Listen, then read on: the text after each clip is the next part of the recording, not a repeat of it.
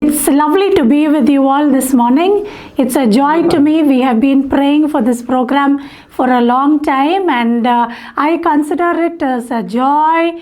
I am excited to be a part of the ministry of Mount Carmel. At this time, I want to make a mention of Uncle Williams. We feel really sorry that he has gone away at this time, because when he came to Vellore for a consultation with CMC Hospital, I spent a full quality 20 minutes with him, and he was so excited that I was coming over to all of you to address the teachers and the Women's Fellowship. And I feel bad that he is not with us, but it is heaven's gain that he has joined the Lord, and all glory to him.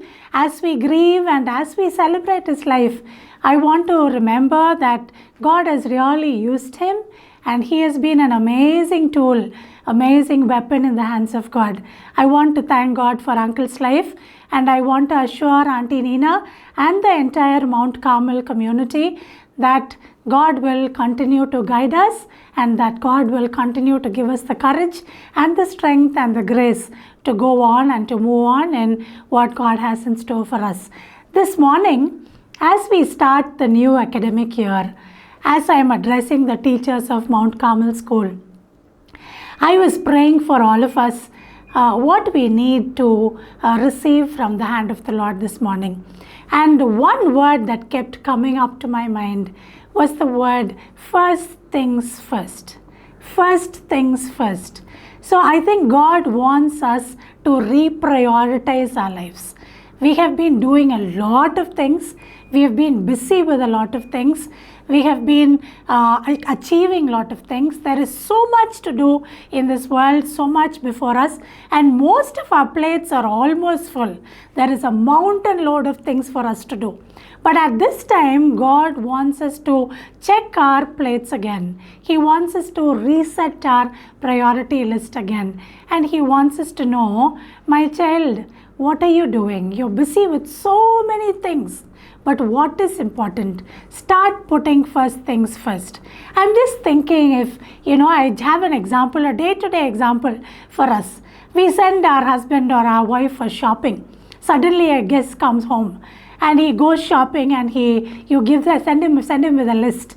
And he says, after he goes to the shop, he gives you a call and he says, see, these things are all not available. These things are available. And then your wife says, first get these things. These are the most important things that we need to prepare something for our guest. So then our husband or the wife, the person, whoever has gone for shopping, buys what is most important and comes home, and we give the best hospitality to the guest. I think that is what is a simple understanding of what priority is. What is most important now? We are not living in easy times. We are living in difficult times. We are living in a difficult world. We are living in a time of crisis, and we are living in a time when we don't know when our time is going to come to an end. So we really want to understand that we have to understand what God wants us to do now at this time. There is a lady called Martha, her sisters Martha and Mary.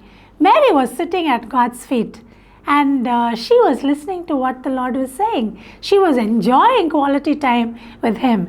But then Martha was very busy making biryani and fried rice and chicken and dessert and everything for Jesus. That was important too. Not that that was not important. But then Martha came running to Jesus and she complained over Mary. She said, Lord, what is she doing? She is having a hey time with you. She is having fun with you. But I am all alone, struggling here, toiling here, and I am sitting and doing everything on my own. There is nobody to help me. But then do you know what the Lord Jesus told her? The Lord Jesus said, Mary has chosen what is going to last.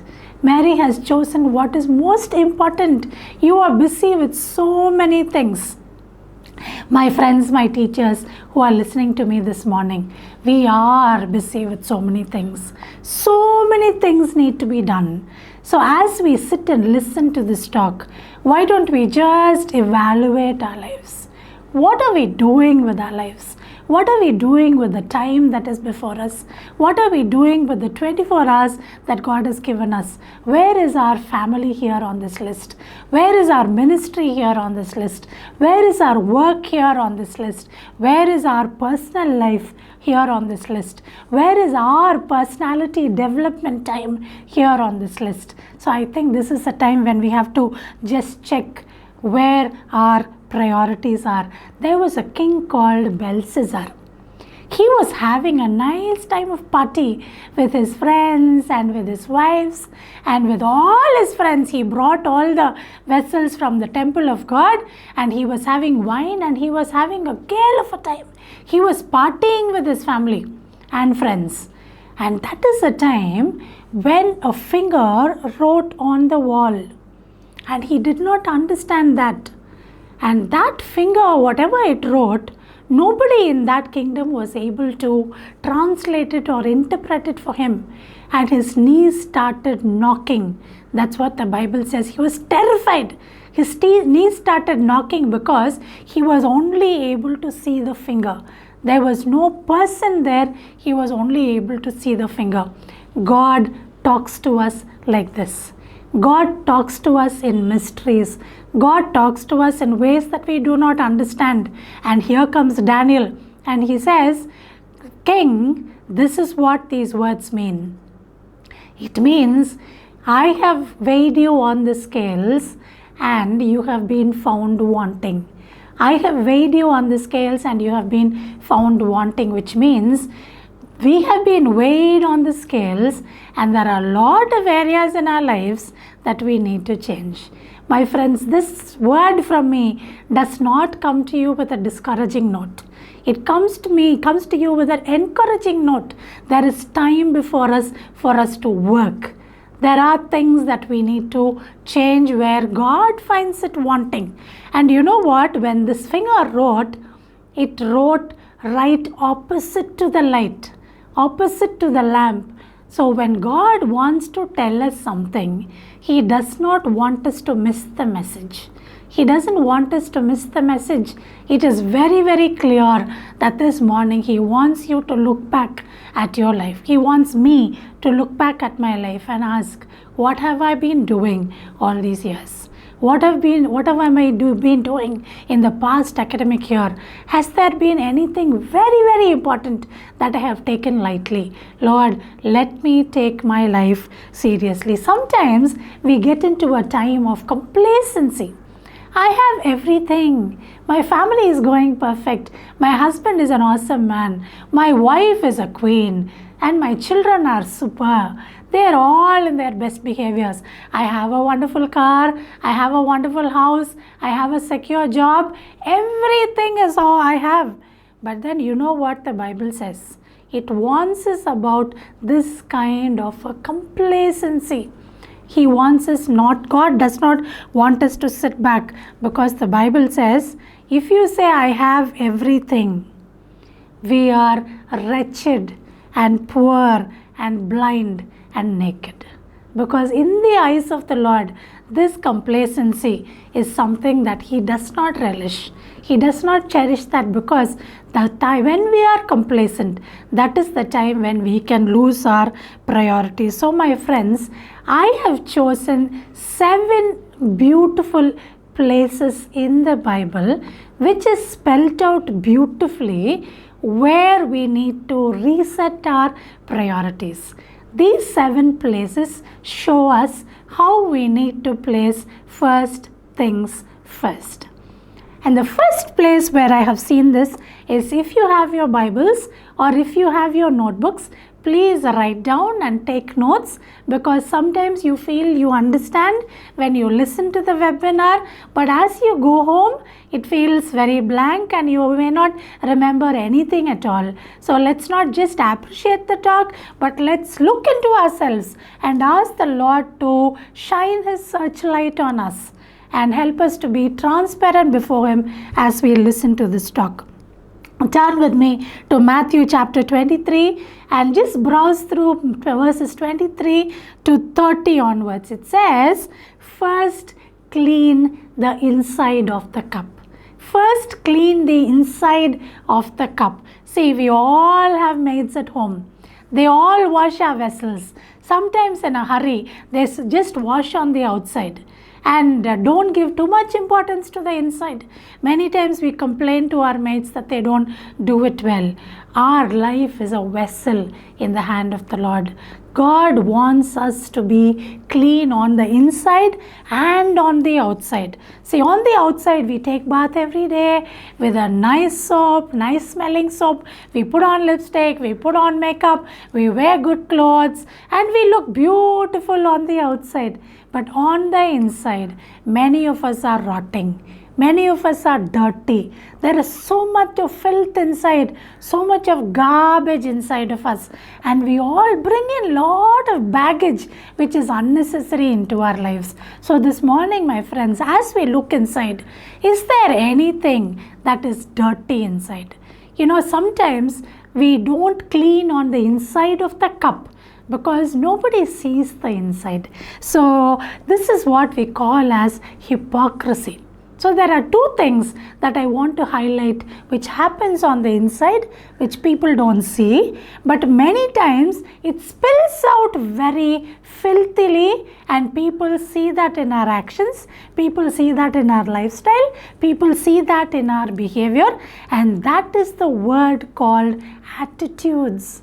That is the word called attitudes. There was a woman called Hagar. She went through abuse, she went through pain, and she had a baby out of wedlock.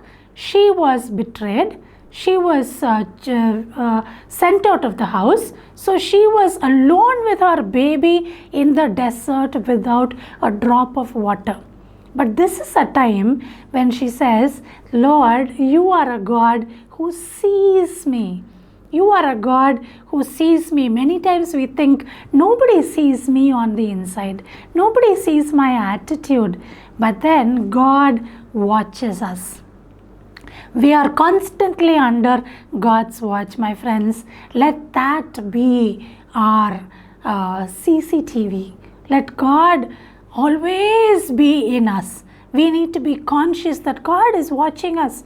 We are accountable to Him. Our behaviors, our attitudes, everything is accountable to Him. So this morning, as we are re-evaluating our attitudes, you know what? Attitudes don't just become bad overnight. It grows steadily, and we have to start working at the root. We have to start working at the root. Many times we cut off the branches. You take a tree, and if the tree is going to give us bitter fruits, if it's not going to give us tasty fruits, we cut off the branches. That's not going to work. We have to work on the root level. You have to change the level of sunlight. You have to change the kind of water that it receives. Maybe we have to do some gardening around the tree for the roots to become firm and strong and healthy. So my friends, how are your roots? Are there problems in the root level when it comes to your attitudes? What are attitudes? The way we understand our situation and the way we react or respond to people and events and the world around us. You know, I have a couple of examples of people in the Bible who had bad attitudes. One was Cain. And I also think of Joseph's brothers. Cain was very jealous of Abel, and he had an attitude of jealousy because his sacrifice was accepted over his. And Joseph's brothers, because Joseph was really favored, they were very, very jealous over Joseph. Are we jealous over anyone? Quietly jealous? Attitude is a very quiet thing, but it's a very, very strong thing. Are we jealous over anything? This is something which God is not happy about. So if you feel that the Lord is convicting you of a jealous attitude, I think this is the time when we have to clean our cup on the inside. Any unforgiving attitude on the inside of us. There was a rich man who was forgiven a lot of debt. but his servant had got a small amount of debt from him, and he struggled to forgive that servant who was struggling to pay that debt. So we have received ample forgiveness, complete forgiveness from the hand of the Lord for all our unclean, naughty, bad, unacceptable behaviors.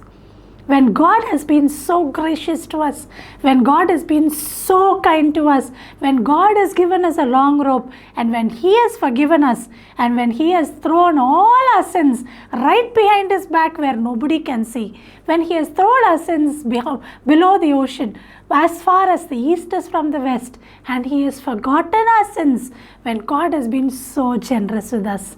My friends, if we have not forgiven anyone this morning, if we have an unforgiving attitude, then this is a time when we have to evaluate ourselves and ask the Lord, Lord, give me grace to forgive people who I have not forgiven. Change this unforgiving attitude. Is there a rebellious attitude in me towards the administration, towards my leaders, towards my family, towards my authorities? Why should I submit? This is how I will be. I will want people to accept me. People have to come around for me. I will not budge. I will not be flexible. This is how I am made, and this is how I will be. I will not change.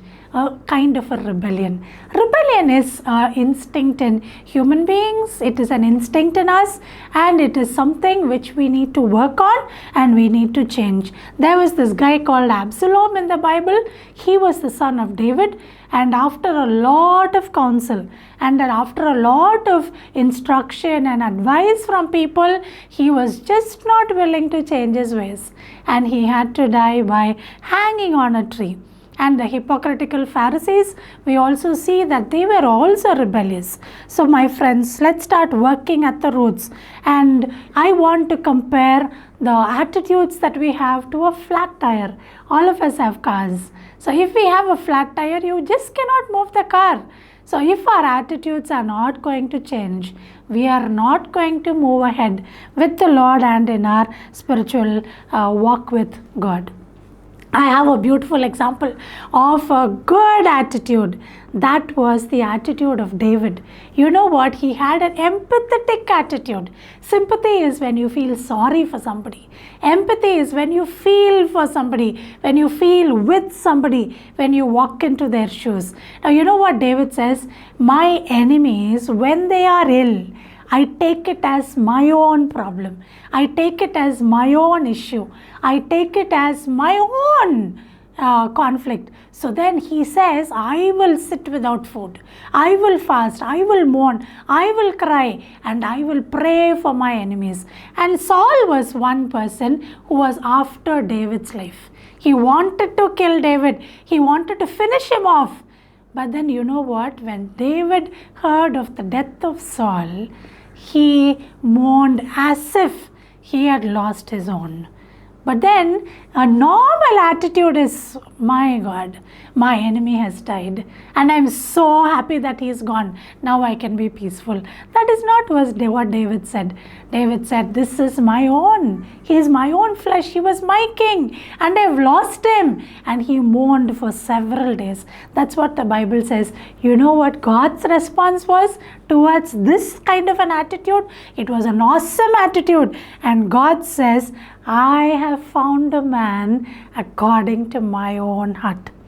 I have found a man according to my own heart. What a testimony, my friends, to receive from the Lord. So is the Lord able to say this about us? Will He be able to say, wow, this is my child. This is the kind of attitude I am looking for. Another thing which we need to clean from the inside is our motives. Why am I doing what I am doing? Why do I do this? Why do I help this person? Why do I say hi to this person? Why should I go the extra mile for this person? There was Peter. He left everything and he started following the Lord. But he had a difficult question for the Lord. He said, God, I have left everything and I am following you. What will I get out of this? What will I get out of this? This was my friend Peter, who was asking the Lord, and you know what God says? You are going to have a kingdom that is going to have precious stones. I will give you what I please to give. If you really love me, Peter, if you really love me, feed my lambs. My teachers, my friends, parents who have families of your own, who have a great responsibility in front of you, who have a congregation under you, you are taking care of throughout the whole year, throughout the whole academic year. God wants you to feed these lambs who are innocent, who are yet to be groomed, who have a lot of issues, who come with a lot of baggage, who come with a lot of pain, who are suffering in silence.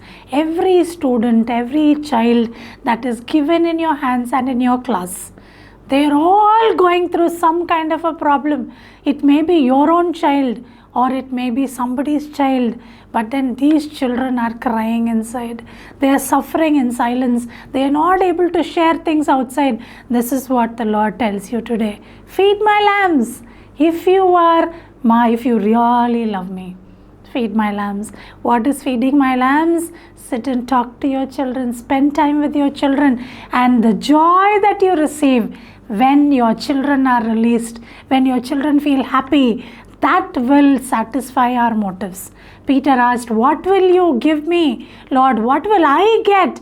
The joy of serving the Lord is what we get. The second beautiful place where the Bible spells out beautifully where we need to reset our priorities, he says, first seek the kingdom of God.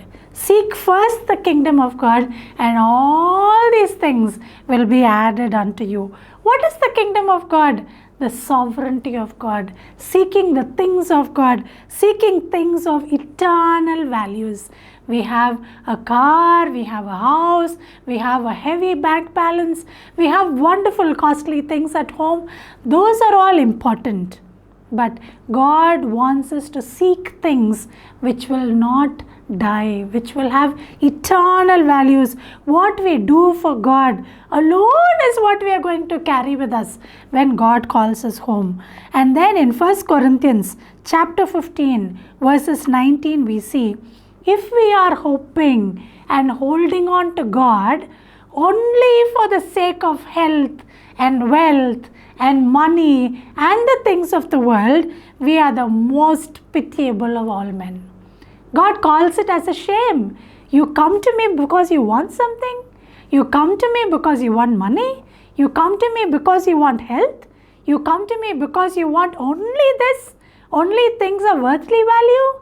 I consider you pitiable of all men. This verse which we see, seek first the kingdom of God, is in Matthew chapter 6 verses 31 to 34. Friends, please read this at home. For want of time, I am going a little fast. And these eternal values are going to last forever. They are going to be counted in God's memory book. And it's going to be always registered there. But then everything that we have here in this world, as we see in the book of Colossians chapter 3 verse 2, it says, set your things on mind, things on above, things, you set your mind on things above. Set your mind on things above. It says that because everything here is going to be temporary. People, friends, cars, houses, money, lands, everything, you name it, it's all going to be just left here. It's going to be temporary. There was a rich man and he said, wow, this year my yield has been so good, but then I don't have a place to store all this. I have so much grains. I have become a real rich man. So what I'm going to do, I'm going to pull down all my storehouses. I'm going to pull down all my barns and I'm going to rebuild huge ones so that I put everything there and I'm going to become a real rich man. You know what the Lord told him? You rich fool. You rich fool. If your life is going to be taken away from you this very night, what is going to happen to all your grains? What is going to happen to all those precious things that you saved up? You know what? this word comes to us this morning as a prophecy to our current situation today. COVID just takes people like that. They are there in the morning. The previous night they say hello to their family on video calls. By morning they are not there. My friends, life is temporary. Life is fragile. Let's handle it with a lot of accountability and a lot of care. And in 1 Timothy chapter 6 verse 10 we read, and in Habakkuk chapter 3 verses 17 and 18 we see, though the fig tree does not bloom, though there is no cattle in my farm, I will praise the Lord. I will praise the Lord. We need to learn to be content. May God give us that grace to be detached from the things of the world and seek the kingdom of God. You know, there's a beautiful example we see in the Bible. Jesus walked a lot and he went into a village and he met a man who was demon possessed. His name was Legion. And people brought him and said, Lord, this man has been suffering for a long time. So Jesus said, I will chase this demon away. And he chased these demons away into the pigs. And all the pigs went to the steep mountain and they all jumped into the sea and they died. But then you know what? This man called Legion was delivered. He was happy. He was a normal person. He became so grateful to the Lord. But there was a huge mob that was behind him. They said, what have you done? All our pigs have died. Look at this. What a shame. What a sad story. They were all not able to rejoice in the salvation of this one man. They were not able to rejoice that this man was saved. They were not able to see the miraculous and the powerful and the supernatural work of God. They were only able to see that their pigs were lost. Many times, business, money, and things of this world, they blind our eyes. And we are not able to appreciate things that are most important. We are not able to appreciate things that have eternal value. And the third area where we need to see, where it is beautifully spelt that we need to reset our priorities is first be reconciled. First be reconciled. We are all normal human beings. My friends, why don't you pinch yourself this morning and see? Can you all pinch yourself? We are all living in flesh and blood. We are not angels. We are just human beings. We fight. We throw difficult words at people. We have anger issues. We have a lot of vengeful attitudes. We have a lot of interpersonal relationship problems in our family, in our work spots, in places where we go, wherever people are, there are going to be relationship issues. But the Bible tells us, first be reconciled. First be reconciled before you come to me. Before you come to me. Before you come to me in prayer. Before you come to the altar to lay anything you want to give me. See, once upon a time in our churches, we used to go to the altar to place the offering. Now everything is online and we do everything on the mobile. Even before we go into our net banking, God wants us to reconcile. I always think, why, Lord? Why so many interpersonal relationship problems even among people who love you? Even among people who call themselves, even among people who call themselves believers. Why, Lord? Why? But then God reminded me of Cain. And many times we think it is because of media. We think it is because of what children watch on TV. Why so much violence? Why so much killing? Why so much drugs? Why so much of bad behavior? Is it only media? But where did Cain have a media? There was no Sun TV, no TV for him, no cable, no YouTube, and no channels, nothing. Where did he learn to murder? Where did he plan to murder? Where did that spirit of jealousy come from? Was it role modeling? Did he see somebody and learn? No. Adam and Eve were not like that. They were people who were godly. They walked with God every evening in the cool of the evening. That's what the Bible says. They set a good model. They did not set a model of murder. Where did Cain learn it from? He had an instinct because he was a human being. All of us have that instinct, my friends. We all have that instinct. We all can go wrong. So because we were all conceived in sin. Just like what David says, we are all conceived in sin. But God wants us to live above that because He gives us grace, because He gives us strength, because He washes us, because He cleanses us, because that power of the blood which strengthens us every day, that Holy Spirit which strengthens us, sanctifies us, washes us every day, gives us that strength to overcome this human instinct that is inside. You know what? Many times it is very easy for us to criticize somebody. I am perfect. You are not perfect. You know what the Bible says? First, remove that huge plank that is in your eye. If you remove that fault from your life, then it is easy for you to see the other person's eye clearly so that you can help him out. You know what? People brought an adulterous woman to the Lord. They said, Lord, this woman is adulterous. The man ran away. Nobody brought the man. But then you know what? God, Jesus was the most qualified person to throw the first stone. He said, but anybody of you here is perfect, please throw the first stone. They all quietly went away. Jesus and that lady was there all alone. And Jesus was qualified to throw the first stone. But he didn't. He chose not to throw the first stone. He said, go and sin no more. My friends, if we want to become like Jesus, let us be patient with people. Let us forgive people. Let us be a little more generous with our grace to people. And let us not only throw criticism, but give them a lot of love, which will help them walk over that criticism. We have a lot of relationship issues because we have a lot of differences. Personalities are so different. We have personality clashes. We are all different. We all grow up in different backgrounds. We have different parents. We have different education. Our life events have been different. Experiences have left us with scars. All of us have different kinds of stories to say. But then life is like a pizza. It's like a pizza box. You know what? A pizza box comes as a square.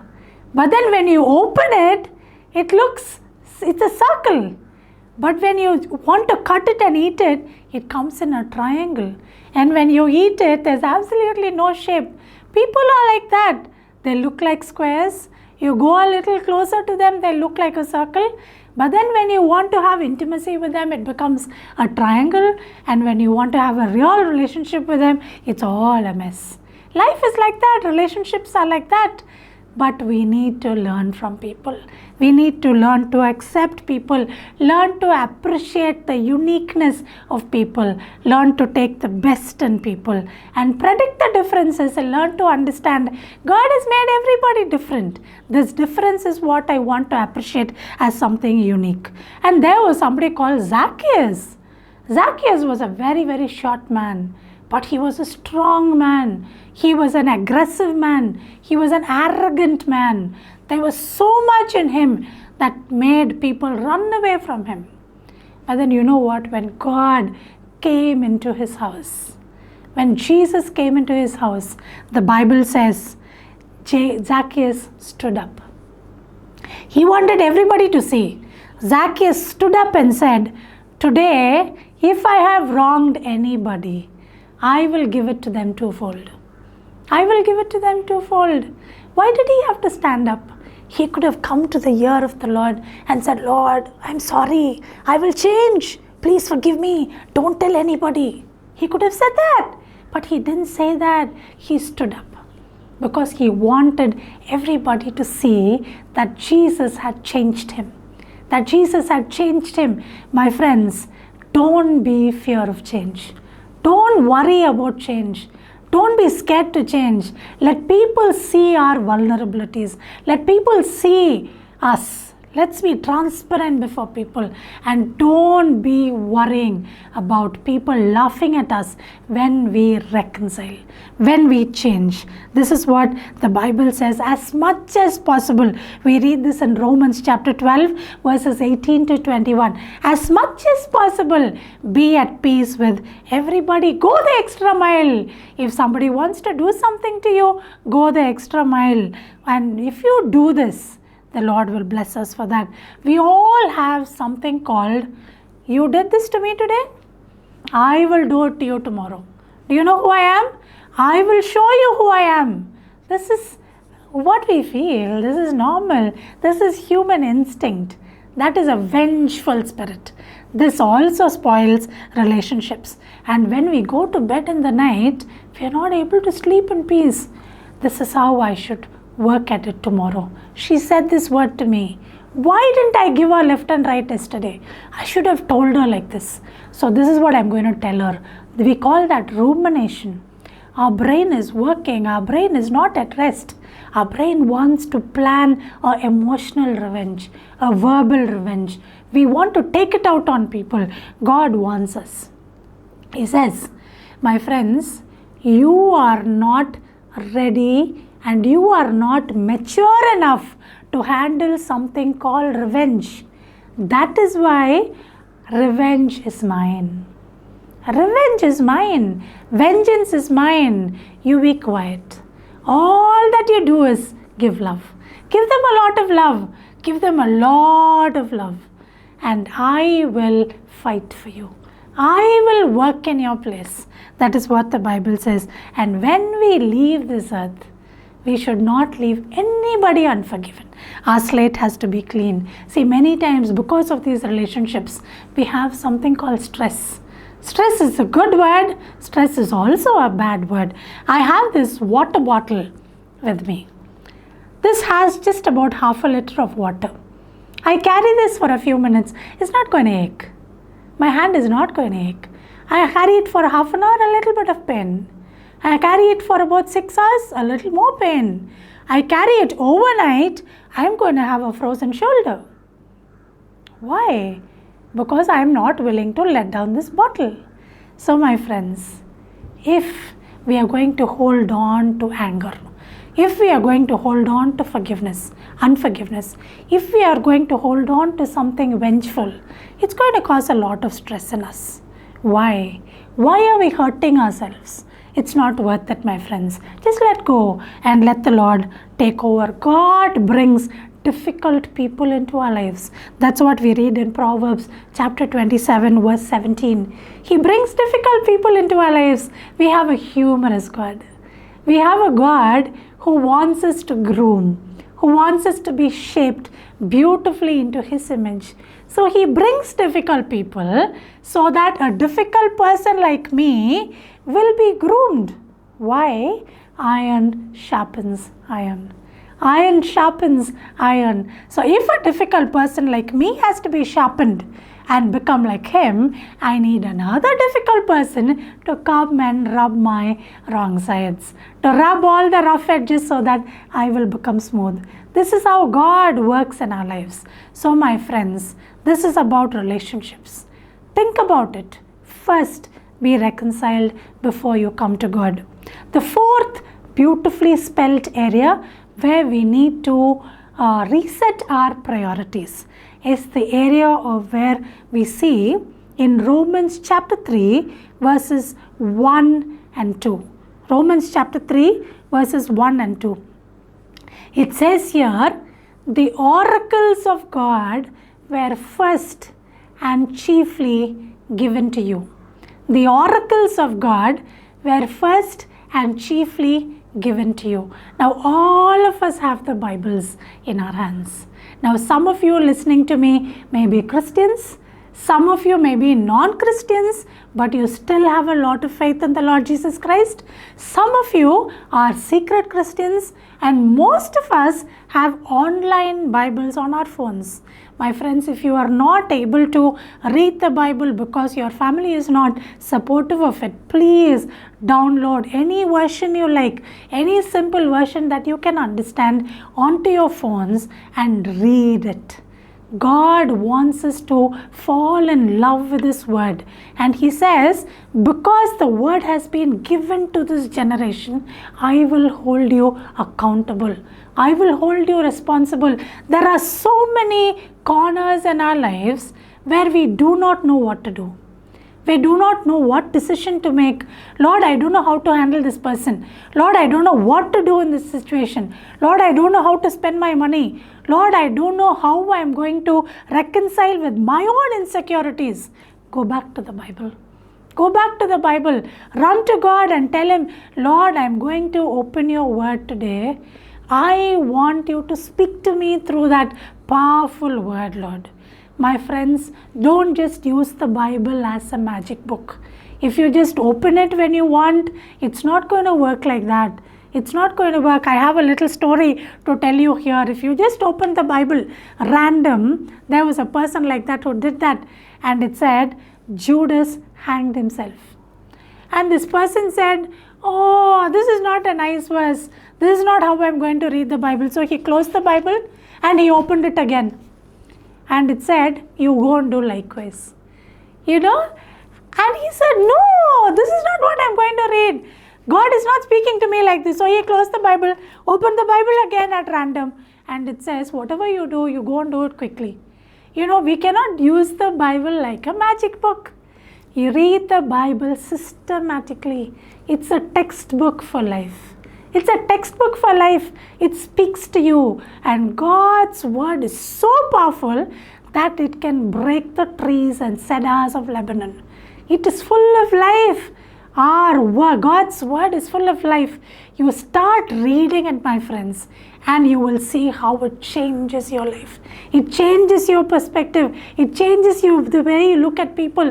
It changes the way you respond and react to situations. So, which nation has received these righteous decrees? See, once upon a time in the Old Testament, the Bible was not available. They just had to go to the synagogue or a temple and somebody will read it out from a scroll. They have to just sit and quietly listen. Some things they understand, some things they didn't understand, and they had nobody to go and ask queries because the Pharisees were very busy. They were all very legalistic. They did not give explanations and they only gave you stories. They were only there to criticize. But today, we have a lot of study Bibles. We have a lot of research. We have a lot of Christian books. We have a lot of people to help us. And my non-Christian friends, you have a lot of friends in your schools and in the world today to help you when you do not understand the Bible.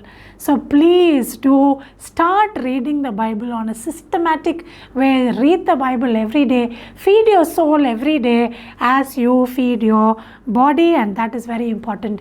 You know what? England produced somebody called Shakespeare. But you know who made England? The Bible made England because they were the first people to print the Bible. But today, England has forgotten the Bible. That is very, very sad. So much of crime, so much of divorce, so much of rape, so much of pain. People have forgotten the Bible there. It's such a sad state. Let's not criticize or pinpoint anybody. But my friends, India should not become like that. We should be people who carry God. We should be walking Bibles today. I am saying this because there is a very scary verse that we read in Hosea chapter 8 verse 12. Hosea chapter 8 verse 12. The word says, if you forget my word, if the book of the law is not written on your heart, if you do not listen to me, if you do not read my word, I will forget your children. I will forget your children. I'm scared. Lord, don't take this out on our generation, Lord. Don't take this out on our children. We promise today that we will reset our priorities. to sit before your word, so sit in your presence and rely on the Holy Spirit to help us understand your word and to apply the scriptures into our life. Lord, remind this word to us again and again. This is a word that comes so strongly echoing from your throne. If you forget my word, I will forget your children. This should not become a reality in our lives. Let God be the ruler of our families. The fifth place where we see God wants us to reset our priorities, beautifully spelt. It says the first and the greatest commandment is to love the Lord with all your heart, with all your soul, with all your mind. Love the Lord with all your heart, with all your soul, with all your mind. This is the first and the greatest commandment. Is it easy to love God? Maybe not. Maybe yes. Sometimes no. That is the reality. But help us, Lord, this morning to spend quality time with you. Wholehearted worship. Lord, there was a time when Jesus' disciples came and told him, Lord, let us go to the other side of the river. There are so many sick people there. There's a mass waiting for you there. So many are waiting to listen to you. You know what Jesus said? Let's go to the other side, the opposite side of the lake. And he went into solitude and he spent quality time with his Father. When Jesus gave so much importance to spend time with his Father, how much more should we? How much more should we? Jesus was not conceived in sin. There was no sin in him. But he constantly communed with his dad because he wanted to be doing only the will of the Father. So he withdrew into solitude. He went alone and spent quality time with his dad. You know what? The Bible says, please pray without ceasing. Sometimes gestures are very important. This generation we do not kneel down. But some people like to walk and pray. That's fine. When you sit in the bus, when you make a decision, when you are just correcting your papers, when you are talking to somebody, when you are counseling somebody, when you are all alone with your thoughts, keep talking to the Lord. Keep talking to the Lord. Keep praying. Keep praying. When we set aside a time for prayer, I don't know if many of you have heard of the word tithing time. You know, giving 1/10 of our money for the Lord is what the Old Testament practice was, but we also need to tithe our time. God has given us 24 hours. 2 hours, 40 minutes is when we need to kneel before Him. I don't know if we do justice to that. I don't know how much of time we spend with God. But then, when you pray, when you kneel down, when you sit before the presence of the Lord, please switch off your mobile. That's the most difficult challenge I can leave with you this morning. Please switch off your mobile. Don't even put it on a silent mode, but because it can keep distracting you. The lights can keep flashing. No vibrator modes. Please switch it off. Nothing is more important than spending time with the Lord. That's the time when you recharge. That is time when we rejuvenate. That's the time when the inner person, when that little girl inside of me, when that little Evangeline inside of me strengthens, when it brings a lot of energy from the Lord. Please do that. Tell all your worries to Him. Cry to Him. Talk about your anger to Him. Talk about your anxieties to Him. Talk about your decisions to Him. Talk about your failures to Him. Talk about your mistakes to Him. Anything.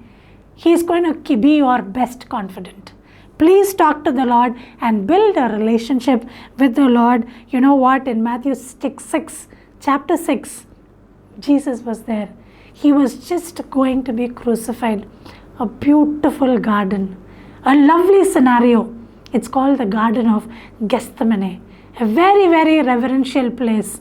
A place where the Lord prayed for the last time. Not the last time, but He was praying and spending time with His Father. And He wanted support. He wanted moral support. He wanted spiritual support. He had 12 friends with Him. One had already left. Judas had left. There were only 11 there. and they were all kneeling with him. And Jesus said, will you pray with me? Will you pray with me? And he went a little ahead and he started spending time with his Father. He came back and he found his disciples sleeping, some of them snoring. And he woke them up and he said, can you not watch with me for 1 hour? Can you not watch with me for 1 hour? He's been with them for 3.5 years. He walked with them, made them breakfast. He talked with them. He taught them. He healed them. He did miracles for them. And he gave eternal life. A God who was going to be killed for them. A God who was going to shed every drop of blood for them. These 11 people knew that, but they slept. God was pained inside. He went back. He spent time with his Father all alone. He said, Lord, I am not able to take this. And God sent angels to minister to him. When your disciples, when your friends leave you on your own, your angels are sent to minister to you and to strengthen to you. You know what? Third time Jesus comes and he finds them sleeping. This question comes to us loudly this morning. Can you not watch with me for 1 hour? My friends, when we pray, pray for somebody in pain. Pray for somebody who is in agony. Pray for somebody who is going through rape. Pray for some little girl who is going through a sexual assault. Pray for an abuser. Pray for a predator. Pray for a person who is raping a girl. We are always people talking about victims. We are not talking about the perpetrator. The perpetrator is also hurt. That is why he is hurting somebody. Let's pray for those people that they will receive forgiveness from the Lord, that they will receive inner healing, that they will be strengthened on the inside so that they will not show all that aggression on somebody else. So pray for people, pray for enemies, pray for our nation, pray for our authorities, pray for our government. And there's no use complaining about our government, but let's keep praying for our government so that Daniels and Josephs and many people will come to authority, and they will be the Holy Spirit who will be ruling our country, because the government is in the shoulders of the Lord. In Matthew chapter 26, verse 40, he says, not what you do for me, but please love me. Do you really love me? I want to bring in a concept today. We do a lot of things for the Lord. We run around, we work, we minister, we go for outreaches, we do one-to-one counseling, we train pastors, we do everything. A lot of crusades, awesome. But then how much time do we spend with the Lord? That is what we call doing versus being. We do a lot of things for the Lord, but how much are we with the Lord? That is what makes the difference in our lives. That is what gives us a relationship with the Lord. You know what? When I go to different houses, when I stay with them, when I go for seminars and talks and meetings, there are beautiful verses. My God shall supply all your needs. I will never leave you. My grace is sufficient for you. These are all beautiful walls or verses that are hanging on the walls of people's houses. But my friends, when you go back home today, make a beautiful poster of this verse of Matthew chapter 6 verse 6. Could you not watch with me for 1 hour? That will be a constant reminder, and God will be speaking to our hearts. It will be a strong reminder that we have not knelt our knees today. That is where we need to fix our time and reset our priorities. The sixth area where we need to reset our priorities, where the Bible beautifully spells out where we need to put first things first, is Jesus says to the disciples, when you go into a house, first say peace. That we read in Luke chapter 10 verse 5. When you go into a house, first say peace. Peace is so important for our families. Peace within, and peace with our spouses, peace with our children, peace with our extended families, If there is no peace within us, it's going to spill out as something dirty. It's going to spill out as something nasty, and it's going to hurt somebody, my friends. So we're going to talk a lot about peace in the next talk. We're going to talk a lot about family. But then think of areas where you lack peace in your family. Is there alcoholism? Any kind of addiction in your family? Any kind of constant conflicts that are going on in our families? Any communication issues that are going on in our families which is disturbing our peace? Think about all this and let's just sit in the presence of the Lord. You know what? No spouse is perfect. No child is perfect. None of us is perfect. There is no idealism. There can be nothing ideal within our families.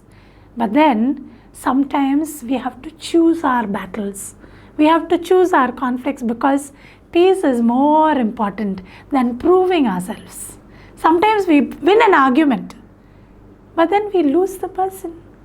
What is the big deal in that? Peace is so important. So a child tells another child, I have a little example. This child says, hey, you know what? I have an iPhone. My daddy is in Dubai. He brought an iPhone for me. There's another child which says, oh, you have an iPhone. I have the daddy who bought an iPhone for me. Look at children's communication. Children need you, not the things you buy for them. Children need you, not the things you buy for them. So this is very important. So before we finish off talking about peace, one area where we need to really talk about is the family altar. The family altar. Please, as friends, as families, sit with your children. Sit with your children at home. You find a time, fix a time, and don't make the family altar a gloomy time. Make it an exciting time. Make it fun time. Tell your children to play some musical instrument. If there is no musical instrument in your house, let them just take a little vessel from your house and play tabla on that. Sing a nice song, sing a nice chorus, sing a beautiful song, something which your children can choose. Don't be legalistic here. Don't make long prayers. Your children are going to doze off. They are not going to enjoy family time. They are not going to enjoy the family altar. Let them choose the songs. Have a nice devotional. Something which will relate to your needs. Something which will relate to the needs of your children. Spend time with them. Explain it to them. Tell them how they understand. Let them also talk about it. And also bring it to reality. Bring God to the commonplace. And that is very important because children are your first congregation. I always say this. Children are your first congregation. The final area where God has beautifully spelt it for us, where we need to reset our priorities, is the gospel must be first preached to the nations. The gospel must be first preached to the nations. This is mandatory, my friends. This is mandatory. There is no option. It is not an obligation. I have a beautiful example. There was John. John was preaching. He loves preaching. He was preaching. And Andrew heard his preaching. And Andrew loved the Lord. He said, hey, somebody is missing John's preaching. And he ran and brought Simon. And you know what Simon did? He ran and brought Peter. This is what God tells us. Go and bring your brother. Go and bring your brother. Do you know the first question of the Bible? Ask yourself, what is the first question of the Bible? Where is your brother? He asks your question. Ask Cain. God asked Cain, where is your brother? That question comes to us today. That question comes to us today. Where is your brother? Where is your sister? We cannot shrug our shoulders and say, Lord, I have a good relationship with you. My family is perfect before you. My problem is over, Lord. My problem is over. That's all. I cannot go beyond that. No, my friends. We are responsible for people who work with us. We are responsible for people who talk to us, who come in contact with us. Let us share God's word to them. The first thing that Andrew did was to run and bring his brother, and he brought him to Jesus. And in Romans chapter 10, verses 14 and 15, we see, if we do not call on the name of the Lord, how will they believe? If they do not believe, how will they understand? So we need to preach God's word first. You know what? When we sit in the presence of the Lord, we receive the anointing of the Lord. This Holy Spirit will give us boldness to speak God's word and to evangelize the person who is sitting right next to me. I don't have to have a pulpit always.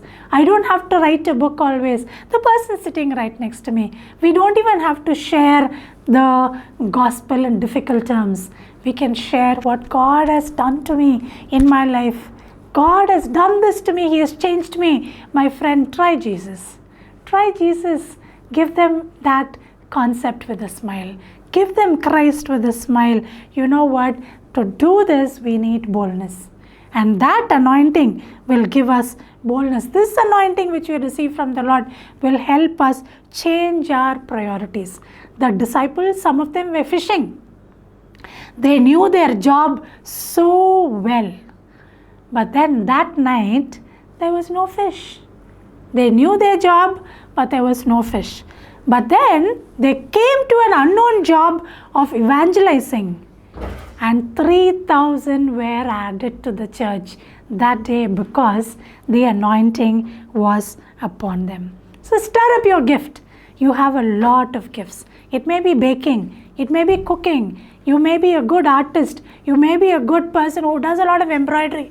Call a neighbor friend and sit and do some embroidery with them. Teach them how to make sambar. Teach them how to make chicken. And tell them about how the Lord touched your life. This is how we evangelize our world. So my friends, this morning, I am leaving you with 7 things where we need to reset our priorities and put first things first. I just want to repeat it for you one more time.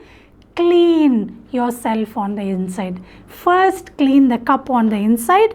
First, seek the kingdom of God. First, be reconciled.